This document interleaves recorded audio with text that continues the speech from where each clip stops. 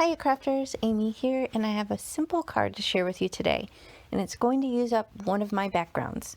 So this beautiful box, which formerly identified as a chocolate box, is now the home of many backgrounds. So if you're like me, maybe you have a stash like this in your craft room, but I have all sorts of backgrounds that hope to one day be turned into a finished card. But I have something in mind that I want to create today, so I'm kind of looking for any alcohol ink backgrounds that I might have lying around. So you can see this is the one I end up using.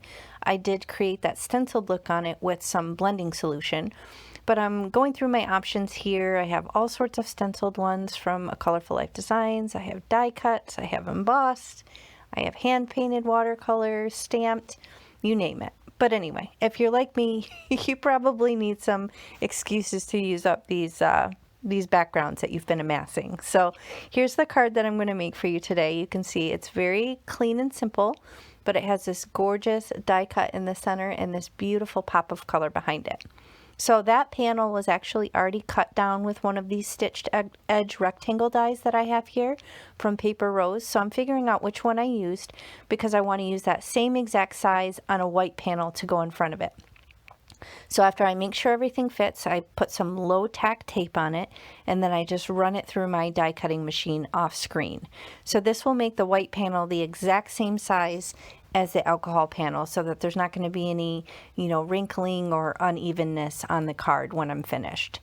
So after I run that through the die cutting machine, then I line up this new die that I got from Simon Says Stamp. It's called Circle Leaves, and I'm going to put that right in the top center of this panel, and that's going to create my focal point for the card.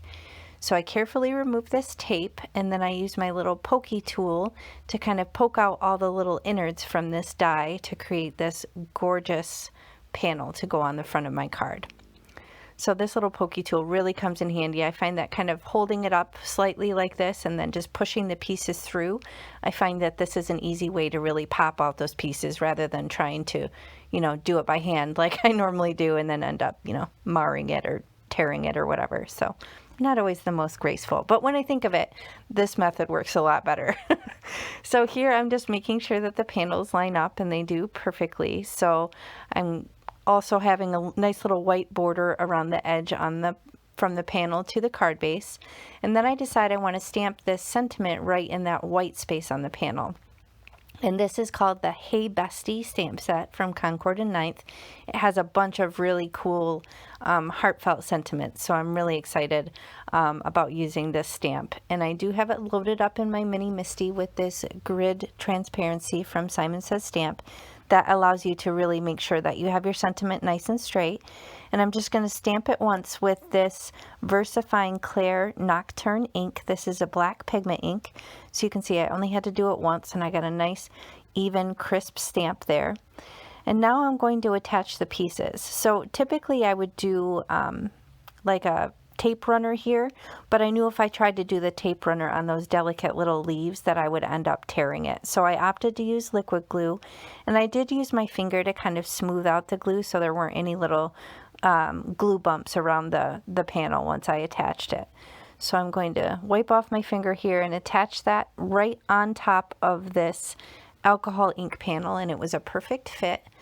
So get that all squared on the edges, make sure everything is straight, and then I'm going to use an acrylic block to just kind of hold it down, especially over those little leaf bits, just to make sure that it adheres well to that panel. And then I use the tape runner to attach it to the card base of 110-pound cardstock, just to make sure it's nice and straight. But overall, it's a very clean and simple design, but it has that wow factor because of that gorgeous die cut and then the color of that background, just, very vibrant and gorgeous. So here I have some simple strips from Tailored Expressions. I'm just choosing one to continue on with the thank you theme of the card. It says thank you so much, and I'll just liquid glue that onto the inside of the card.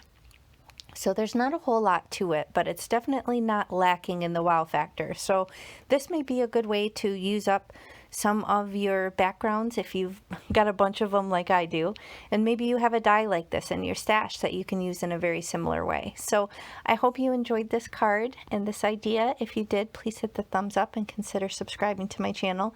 It really does help me out when you hit the thumbs up, because then YouTube will share my video with other people. So I really appreciate you watching. Let me know in the comments if you have any dies in your stash that you can create a look like this, or if you have a bunch of backgrounds, or if I'm alone in that. I kind of don't think I am. I bet a lot of us have these backgrounds. But anyway, thanks for watching. Have a great day. Bye.